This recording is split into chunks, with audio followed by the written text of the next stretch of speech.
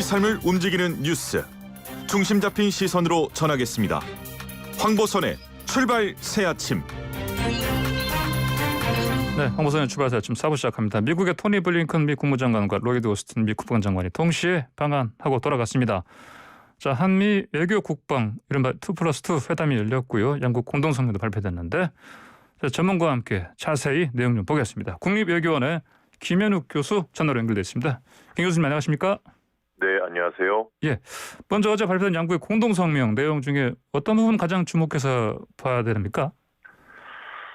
한미일 협력 중요하다 이런 부분, 그리고 미국의 인도 태평양 전략 관련해서 기존에 합의했던 한국의 신남방 정책과의 협력 강화, 예, 이런 부분들은 무난하게 잘 끝난 것 같고요. 예, 한 가지는 이제 북한 관련해서 북한 핵과 미사일 부분이 결국 예. 동맹의 주요 관심사다 이렇게 담겼단 말이에요. 예, 그래서 기존에 우리가 기대했던 한반도 비핵화 또는 북한 비핵화 그 부분이 담기지 않고 좀 예. 문구가 바뀌었다는 점이 조금 주목해야 될 것 같아요. 예, 그렇군요. 알겠습니다.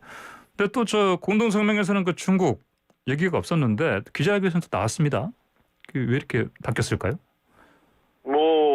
그 블링컨 장관도 오스틴 장관, 즉 미국의 입장이 결국은 이번에 한국 방문하고 일본 방문하면서 분명했던 것 같아요. 한국을 방문할 때 과연 중국 얘기를 대놓고 꺼낼까에 대해서 좀 많은 전문가들이 그렇지는 않을 것이다 생각을 했었는데, 예, 역시 미국의 외교 정책의 최우선 과제, 최우선 순위에 해당하는 것이 결국은 중국 견제였다. 예. 그것은 이번에 한국 방문에서도 여실히 드러났다고 보여집니다. 그렇군요. 방금 말씀하신 것처럼 이제 북한, 북핵 이런 우리가 관심을 크게 기울이는 부분에서는 사실 이렇게 크게 나온 게 없는 것 같은데. 네. 그러면은 이번 두 사람의 방문 그리고 회담 이런 것과 앞으로 수주 안에 이제 완성한다는 그 바이든 정부 대북 정책이요. 네. 그 내용과 이를테면 이번 회담에서 크게 뭐랄까 여기서 그 영향을 줄 부분이 지금까지는 사실 우리가 발견할 수는 없는 상황 아니겠습니까? 그 쿼드 정상회의를 지난주에 했고, 예. 그리고 일본 방문하고 한국 오면서 미국이 계속해서 보여줬던 대북 정책에 대한 어떤 힌트를 좀 얻을 수 있을 것 같아요. 아, 그렇습니까? 예. 그러니까 한국에서 빼고 쿼드 정상회담이나 일본에서는 북한의 완전한 비핵화라는 얘기를 했단 말이에요. 예. 그러니까 그 북한 비핵화에 대해서 북미 간의 협상을 할 때 트럼프 대통령처럼 연합훈련 중단이라든지 대북적 대시 정책 폐지는 아마 어렵지 않을까. 아마도 미국이 내세울 카드는 제재 완화, 예. 그러니까 북한이 비핵화 진척이 있으면 제재를 풀어주고, 이게 진척이 없으면 다시 스냅백으로 하는, 아마 그 정도가 지금은 생각할 수 있을 것 같고요. 예. 제재를 계속해서 가져가면서도 협상과 외교를 할 것 같아요. 그래서 기본적으로 아마 이란 핵 합의를 적용을 하면 예. 그래도 한국이 적용하는 단계적 협상 가능성이 좀 있어 보인다. 일본은 여기에 대해서 좀 반대를 하고 있어요. 단계적 협상에 대해서. 예. 그래도 아마 단계적 협상이 지금으로서는 북미 간의 협상을 하게 되면 유일한 안이 되지 않을까 싶습니다. 그렇군요. 말씀하신 것처럼 지금 블링컨 국무장관하고 오스틴 국방장관이 일본을 먼저 거쳐서 왔거든요. 그렇지 않습니까? 그렇다면 이번에 우리 한국에 와서의 어떤 외교 국방 2+2 회담에서도 어떤 이 두 양국에서의 그 회담 이걸 조율한 부분도 있지 않겠습니까? 당연히 내용을 예. 어느 국가하고 어느 국가만. 그러니까 일본에서 먼저 갔고 일본에서의 회담 내용, 그다음에 한국에 네네. 와서의 회담 내용 있지 않습니까? 예. 그러니까 대북 정책에 있어서는 결국은 일본, 한국이라는 동맹국들의 의견을 듣고 이제 정책을 조율해서 예. 이 결과를 내겠죠. 예.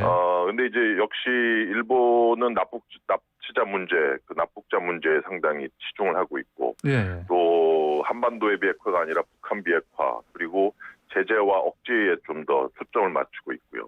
한국은 거기에 비해서는 좀 외교와 협상, 그리고 북한과의 어떤 대화의 파트너십, 평화 프로세스, 그리고 북한 비핵화가 아니라 한반도 비핵화, 예를 들어서 싱가포르 정상회담에서 나온 그 선언을 좀 물려받자 이런 입장이기 때문에 예. 아마 미국 입장에서는 뭐 이 두 개를 좀 절충해서 적절히 잘 내놓을 것 같은데 예. 근데 문제는 뭐냐면 그 바이든 대통령도 그랬고 이번에 블링컨 오스틴 장관도 그랬듯이 북한에 대해서 가지고 있는 미국의 인식이 상당히 좀 강하게 바뀌었다는 점, 예. 북한을 위협이라고 계속해서 얘기를 하고 예. 그런 점들은 아마 추후에 북미 협상에서 트럼프 때처럼은 완전히 돌아가기 쉽지 않다 이렇게 예. 보여집니다. 아, 그렇군요.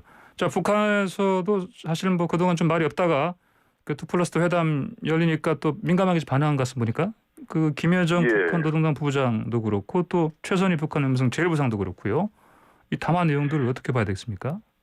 일단은 뭐 기존에 북한이 고집했던 그런 연합훈련 중단이라든지 대북 적대시 정책 폐지를 해라. 예. 뭐 그냥 제재 완화 가지고는 뭐 대화 안 하겠다. 계속 이런 입장을 보이고 있고 재밌는 게 그 미국이 계속해서 이미 접촉을 했다고 밝혔단 말이에요. 예, 예. 근데 밝히는 내용이 그러니까 북한 한반도에서의 어떤 긴장이 고조되는 것을 막기 위해서 접촉을 시도했다. 이렇게 말을 해버렸어요. 그러니까 북한 입장에서 기분이 나쁠 수밖에 없는 거예요. 예. 그러니까 미국이 정말 진정성 있게 북한과 대화를 원해서 접촉한 게 아니라 예, 예. 그 대북 정책 리뷰 끝날 때까지는 좀 도발하지 말라 관리용으로 우리한테 접촉한 거냐 이러면서 기분이 상당히 나쁜 상태에서 그 최선희의 담화가 나온 거죠. 그래서 예, 예.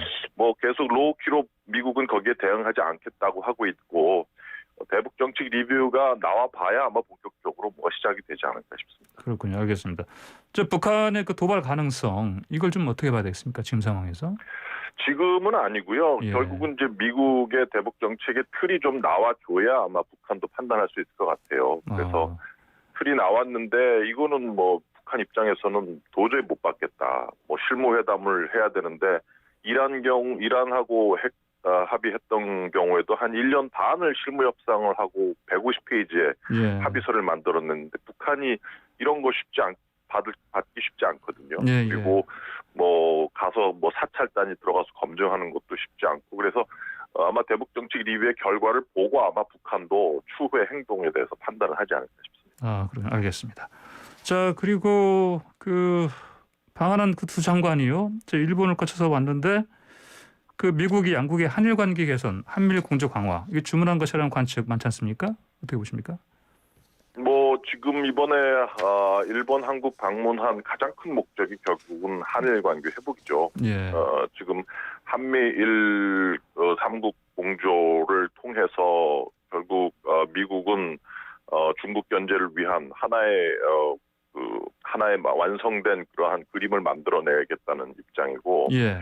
근데 지금 일본과 미국은 뭐 중국도 위협으로 보고 있고 북한도 위협으로 보고 있고 상당히 위협 인식에 대해서 일본, 미국은 공통적으로 가고 있는 반면에 예. 한국은 그래도 어떻게 뭐 중국을 적으로 보는 것, 중국을 도전으로 보는 것도 상당히 부담스럽고 예. 그리고 북한도 위협이라고 보기보다는 어떻게 해서든 평화 프로세스의 대상으로 대화의 대상으로 자꾸 보고 싶어하기 때문에 예. 이런 위협 인식에 대한 간극이 좀 있어요. 그래서 예. 아마도 그런 것들을 어떻게 좀 이번 기회에 한미일 3국 안보 협력을 통해서 예. 공통화시켜 나가느냐 이게 아마 추후에 우리가 가지고 있는 또 과제라고 봐야 되겠죠. 알겠습니다. 네, 김 교수님 오늘 말씀 여기까지 듣겠습니다. 고맙습니다. 네, 감사합니다. 네, 지금까지 김현욱 국립외교원 교수와 함께했습니다.